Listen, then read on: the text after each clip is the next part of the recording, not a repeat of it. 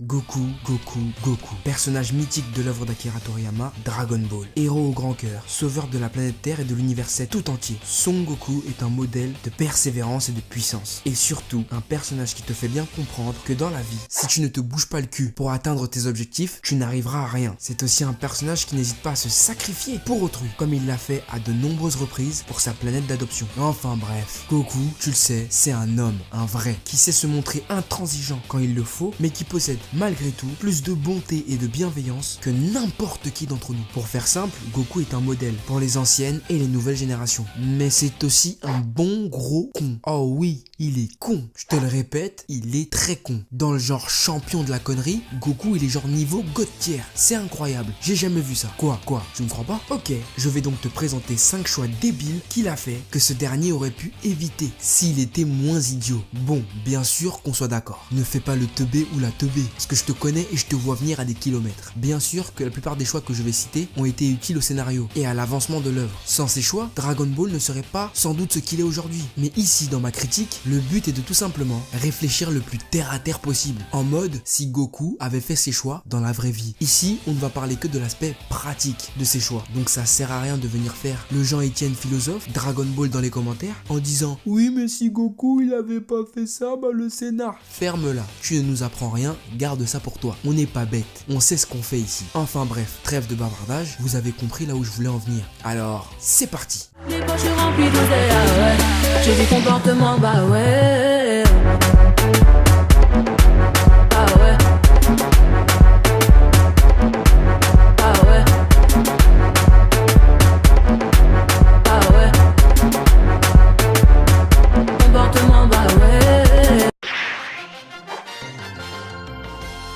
On est d'accord que c'est un acte complètement inconscient que de laisser filer son ennemi, surtout quand il s'agit de Raditz, Vegeta et Freezer. Merde, Raditz n'a pas hésité à capturer son fils pour l'emmener bosser pour lui. Le mec il fait du trafic d'enfants, normal. Et en plus, le pire, c'est qu'en vrai il est l'oncle de Gohan. T'imagines, il fait du trafic d'enfants mais avec sa propre famille. Et toi, tout comme Goku, t'as cru qu'en lui laissant une chance ça allait passer. Même Piccolo la grosse balance, t'as prévenu 1000 fois Goku. Hein, combien de fois il t'a prévenu qu'il fallait pas lui faire confiance? Combien de fois? Voilà, tu l'as pas écouté. Résultat, hop, tu t'es fait avoir comme une merde. Ça, c'est vraiment la mort la plus bête de toute l'histoire de Dragon Ball. Ça ressemble trop aux scènes dans les films Quinry où le Renoir il meurt en premier. Ouais, je sais, ça fout le seum, mais c'est comme ça. Il nous respecte pas de toute façon. Pareil pour Vegeta, sérieusement. Tu le laisses filer or que le mec t'a brisé les jambes et t'a complètement défoncé. Et ton excuse c'est quoi? Ouais, je veux l'affronter encore une fois. Résultat, hop, il t'a niqué sur Namek. Chah! Quoi, tu te souviens pas avec Ginyu? Comment il te l'a mise à l'envers? C'est bien fait pour toi, moi je t'avais prévenu. Pourquoi tu lui as fait confiance? Imbécile. C'est là qu'on peut voir toute la bêtise de Goku.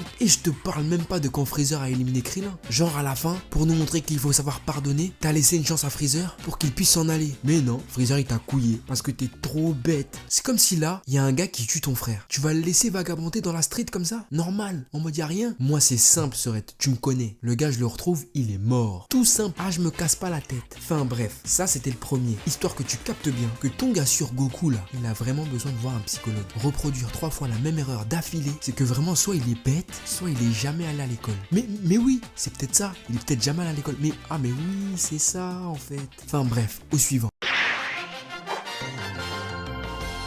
Ça j'avoue c'est un petit truc, j'ai dû fouiner un petit peu. Mais ça prouve quand même que c'est un ouf ce mec. Comme tu le sais, Trunks est arrivé sur Terre depuis le futur pour donner l'antidote à Goku, mais est tombé sur Frieza et l'a éliminé très facilement. D'ailleurs, c'était la première fois qu'on voyait quelqu'un d'autre que Goku se transformer en Super Saiyan. Bref, Trunks il s'est occupé de Freezer, donc en vrai on pouvait se dire ouais Afro tu chipotes, c'est bon on s'en fout, arrête de faire le capricieux. Non, parce qu'à ce moment-là Goku avait déjà appris le déplacement instantané, le Shunkanido si tu préfères, et aurait pu, s'il avait voulu, se téléporter directement sur Terre afin d'éliminer lui-même Frieza. Mais non, il l'a pas fait. Il a préféré chiller dans sa capsule et laisser les autres se débrouiller. C'est pas un chien de la casse sérieux. Le mec qui sait très bien que dans sa team il y a Krillin, Piccolo la poucave, Yamcha la bitch et Tenshinhan l'imbécile. Comment ça il les laisse tout seuls? Il a cru c'est Chaozu qui allait s'occuper de Freezer ou quoi? Bah ouais, à moitié hein. Le mec il a préféré chiller avec les cousins de Jimizu, sachant bien que normalement il ne savait pas que Trunks allait arriver. Donc le pire, c'est que peut-être il serait arrivé, Freezer il aurait tout détruit. Normal. Frieza aurait donc pu tuer tout le monde et on se serait retrouvé avec un Goku qui débarque et qui n'a plus ni femme ni enfant ni pote. Enfin bref, moi ça me rend ouf. Le type il se prend pour Beyoncé car il décide de quand et où il doit arriver. Tu m'étonnes que Titi elle pète un câble sur lui. Elle a que envie de le fumer parce que le mec il fait ce qu'il veut. C'est même pas un bon mari. Enfin bref, pour moi juste ça c'est un truc de ouf. Mais attends,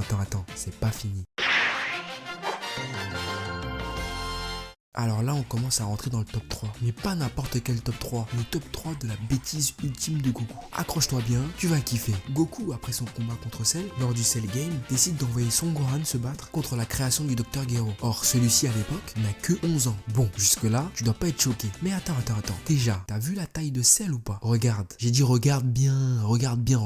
Il a l'air d'avoir 11 ans, lui? Est-ce qu'il a l'air d'avoir 11 ans? Imbécile. Bon, on est d'accord. Il a l'air de mettre encore des sacs à dos Superman, lui? Hein? Tu crois qu'il met des sacs à dos Batman? Bon, on est d'accord. Ensuite, pourquoi il envoie son fils se faire cogner alors qu'on sait pertinemment que si Goku aurait un peu forcé, il aurait pu faire un Genkidama contre Cell et c'était réglé, normiche. Ou même s'il n'est pas réglé, utiliser le Mafuba, hop, plus de Cell. Mais non, il fallait envoyer le petit, comme s'il n'avait pas assez souffert. Tu te rends compte de ce qu'il a vécu ce petit quand même? C'est pas facile ce qu'on lui fait. Moi je serais à sa place, j'aurais le seum. Il se fait martyriser par Piccolo la balance depuis sa tendre enfance. Sa maman lui prend la tête avec l'école. Son père se fait tuer à chaque arc. On se rend pas compte à quel point le petit est traumatisé. Et tout cela pour qu'à ses 11 ans, son propre père soigne un type en lui donnant un senzu pour qu'il lui défonce sa race. Il doit pas beaucoup l'aimer son fils, hein, moi je te le dis. Parce que quand t'as un bon parent, jamais t'envoies ton fils au charbon comme ça. Mais non, sous prétexte qu'ils sont des Saiyans, ils doivent aller au charbon, petits comme les grands. Lui il sait pas, hein. Il serait ici, Goku il serait en prison là. T'as pas le droit de faire charbonner un enfant. Saiyan ou pas Saiyan, la justice s'en bat les couilles frère. Tu vas aller en zonzon direct. Et en plus, en vrai, on sait tous qu'il est pas malin. Parce que oui, ok, Gohan s'est transformé en SSJ2 lorsque Cell a détruit ses 16. Mais en vrai, si Goku il avait dit au lieu de Gohan que ce soit Piccolo qui y aille, t'as cru que Gohan il allait pas péter un power-up encore plus extraordinaire? Moi je pense qu'il en aurait pété un plus ouf, large, un SSJ2 full power ou un SSJ3 même. Fallait juste viser Piccolo. Tu vois, même là je t'apprends des trucs Goku, tellement t'es bête. Enfin bref, ça prouve encore une fois que Goku il est un peu con, père indigne, il envoie son fils à l'abattoir. Décidément, je veux pas être de ta famille, hein. Je sais pas ce que t'aurais fait de moi, hein, salaud. Allez au suivant.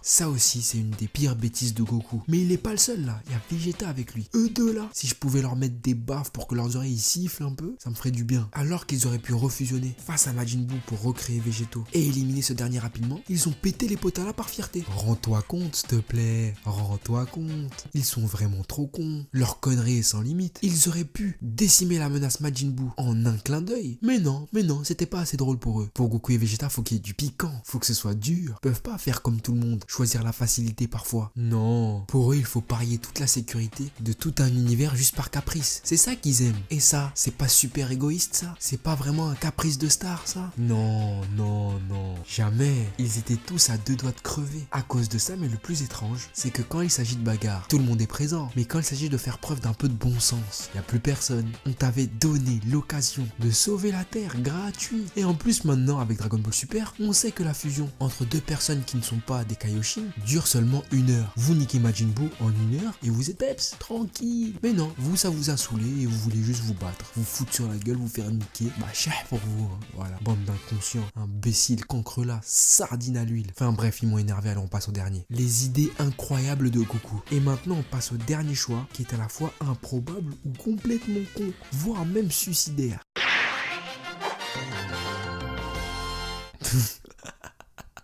Et je suis mort, et je suis trop mort, j'en peux plus, il me tue ce mec. Donc le type demande à ce qu'on réincarne l'entité la plus dangereuse de tout l'univers, tout ça juste parce qu'il veut se battre avec lui, encore une fois. Non, arrête, c'est une blague, tu me fais blaguer là. Ah bah non, en plus non, c'est vrai, il a vraiment fait ça. Bon, il faut être conscient que réincarner Majin Buu, c'est prendre des risques qu'il puisse péter à nouveau un pont, et qu'il ait des chances qu'il détruise l'univers tout entier. Et tout ça aura eu lieu à cause de quoi? Parce qu'il y a un gars qui a décidé de vouloir se battre avec Majin Buu pour son plaisir personnel, parce qu'il avait envie. Encore une fois, c'est abusé. Faut être vraiment timbré pour demander ça. Et le pire, c'est qu'il l'a refait dans Dragon Ball Super en demandant à Enma de ressusciter Frieza. Ok, il avait pas trop le choix, il était en galère. Mais quand même, Frieza, on est d'accord que c'est pas le choix le plus lumineux de la Terre. T'avais d'autres gens que t'as déjà rencontrés auparavant. Pekoan ou Paul Kwan pour la VF. Il est où lui? Il t'a fait au champ? Pourquoi tu l'as pas pris? Enfin bref, surtout que dans le cas Buu, même si je kiffe Oob, vu comment ils ont galéré à le tuer, la dernière chose dont il devra avoir envie, c'est de se retaper contre lui. Donc toi, après avoir mangé du caca, la seule chose que t'as envie de faire, c'est de regoûter, mais avec une nouvelle sauce. Ah, tu me dégoûtes Goku, non, c'est abusé. C'est n'importe quoi. Et tout cela prouve donc bien qu'il a bien un grain dans son petit cerveau, notre petit Goku. Goku. Voilà, bien sûr, je ne remets pas en cause l'importance scénaristique de ces choix, car ils sont méga importants et sans eux, Dragon Ball ne serait pas devenu culte. Mais c'est sûr que quand tu te poses 2 secondes et que tu réfléchis au cas par cas, tu te dis merde, c'est un sacré narvalo ce Goku quand même. Mais malgré tout, ça fait partie du personnage. Et c'est aussi pour ça qu'on adulte et qu'on aime cet imbécile. Mais par contre, je sais que t'as d'autres dingueries en tête que Goku a faites. N'hésite pas à me les dire en commentaire. Voilà, sur ce c'est la fin de cette vidéo, j'espère qu'elle t'aura plu. N'hésite pas à mettre un gros pouce bleu si tu l'as apprécié. Abonne-toi à la chaîne et rejoins la famille frérot, c'est important. Bientôt les 100 000, je ne te le répéterai jamais assez. Suis-moi sur les réseaux sociaux, Facebook, Twitter et Instagram pour ne rien louper de l'actu de la chaîne. Quant à moi, je te dis à très vite sur cette chaîne pour de nouveaux contenus. Sayonara frérot. Drop top, smoking, no cooking, the hot pot. Fucking on your bitch, yeah, that. Cooking up dope in the crock pot. We came from nothing to something, nigga. I don't trust nobody, grip the trigger. Nobody call up the gang and they come and get gang. Call me a river, give you a tissue. Bad and bullshit, bad. Cooking up dope with a Uzi. My niggas are savage, ruthless. We got better than 100 rounds too.